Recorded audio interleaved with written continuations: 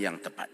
Manakala pihak pembangkang kerap kali dengan izin cuba untuk mewujudkan kekeliruan terhadap hasrat kerajaan dengan membangkitkan beberapa perkara khususnya berkenaan dengan kejujuran dan amanah pihak kerajaan dalam melaksanakan tugas dan tanggungjawab, di samping menimbulkan beberapa isu-isu terbaru yang berkaitan dengan pengguguran beberapa kes pemimpin-pemimpin, walaupun sebelum ini berlaku pengguguran yang telah diputuskan sendiri oleh pihak peguam negara ketika Kota Baru menjadi menteri kepada hal ehwal undang-undang dalam negara kita.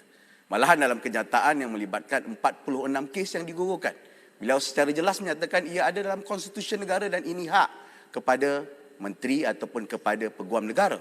Dan hal ini saya percaya semalam apabila rakan-rakan membangkitkan bahawa ada keperluan untuk dibincangkan bagaimana pemisahan kuasa. Isunya di sini ialah berkaitan dengan pemisahan kuasa di antara pendakwaan dan juga peguam negara. Dan proses ini harus kita lakukan dan saya menggesa pihak kerajaan untuk melaksanakan dengan segera. Saya melihat Menteri Undang-Undang telah memberikan ataupun melakukan mesyuarat pertama prosesnya untuk melakukan pemisahan ini. Dan kalau ia tidak diadakan, siapa pun jadi pemerintah akan berlaku kes-kes seperti ini yang melibatkan kawan saya di Semporna juga merasai kerana selepas pengguguran kes tersebut berlaku perpindahan beberapa wakil rakyat dan juga berlaku perpindahan kerajaan negeri dan terpaksa diadakan pilihan raya negeri Sabah yang telah menyebabkan proses pilihan raya kita sedikit berkurangan. Jadi saya percaya isu yang dibangkitkan bukan hanya spesifik kepada satu dua perkara, kerana ketika Perikatan Nasional jadi kerajaan pun ada mereka yang telah digugurkan pendakwaan atas keputusan daripada peguam negara atas alasan-alasan yang tertentu. Justru saya percaya proses jawatan kuasa reformasi institusi juga wajar diadakan secara live telecast ataupun diadakan secara pendengaran awam yang boleh didengari oleh rakyat kerana ia telah menjadi isu rakyat. Terima kasih Yang Berhormat.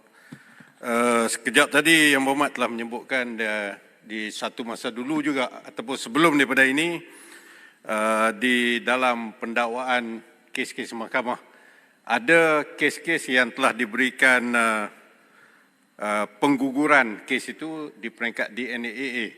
Boleh Yang Berhormat beri satu contoh kes yang telah digugurkan dalam tahun 2020 sehingga 2022 yang seumpama kes yang melibatkan Yang Berhormat Bahagian Datuk, khususnya pengguguran kes itu di peringkat pembelaan, defense case. Boleh bagi contoh-contoh kes itu? Terima kasih.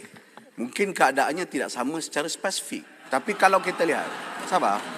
Kalau kita lihat pendakwaan ataupun kes yang terlibat juga berlangsung semenjak daripada 2020. Dan ia melibatkan kes rasuah dan juga pengubahan wang haram.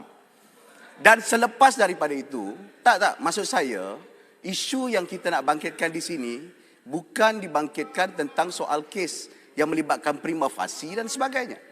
Tetapi melibatkan kepada kes yang harus dilibat bagaimana kuasa pendakwaan dan peguam negara itu dikumpulkan bersama. Mari kita ubah hal ini kerana kalau tidak ia akan berulang-ulang kembali. Dan ia dibangkitkan juga oleh Kota Baru. Boleh. Kota Baru tadi minta contoh satu. Kalau boleh kongsikan satu contoh tu bagus juga. Terima kasih. Dalam rekod ini dijawab di dalam Parlimen ketika soalan daripada Hanifah Aman, ahli Parlimen Sepang, Kota Baru ada sebutkan tentang kes yang terbabit dan dibangkitkan. Dan ia berulang-ulang. Maksud saya, kalau kita nak ubah sama-sama, kita ubah supaya ia tidak berulang-ulang walau apa alasan sekalipun. Malahan, kalau nak disebut, pilihan raya negeri Sabah berlaku selepas daripada pembebasan itu. Sempurna boleh sahkan walaupun sempurna dah keluar. Ada gambar beberapa pemimpin-pemimpin kerajaan pada ketika itu melawan dan berlaku perpindahan ahli-ahli Dewan Negeri kepada pimpinan yang rapat dengan Perikatan Nasional ketika itu. Kasih ini kalau juga kalau nak semak semuanya supaya kita boleh. Musa Aman belum dimulakan. Satu kes yang telah diputuskan ada prima facie kes setelah 99 orang saksi dipanggil oleh pihak pendakwaan. Kemudian di peringkat pembelaan ianya dibuat representasi dalam keadaan cukup luar biasa representasi itu dibenarkan oleh pihak peguam negara. Itu kita mahu penjelasan. Ya, ada pendetilan yang berbeza. Namun dalam kerangka yang sama. Rawatan dan juga kesnya adalah kes rasuah. Kesnya adalah kes pengubahan wang haram. Kesannya ialah pilihan raya negeri Sabah. Jadi kena lihat secara menyeluruh. Saya tak sempuh pun, saya tak nak pertahankan siapa-siapa kat sini. Kalau salah, salah. Sebab itu saya minta pendengaran itu bukan dihadiri oleh ahli parlimen saja, boleh didengari parlimen saja, jadi sewajarnya dibuat secara pendengaran terbuka yang rakyat boleh lihat dan rakyat boleh dengar penjelasan daripada Peguam Negara. Yang berhormat yang saya kasih sekalian,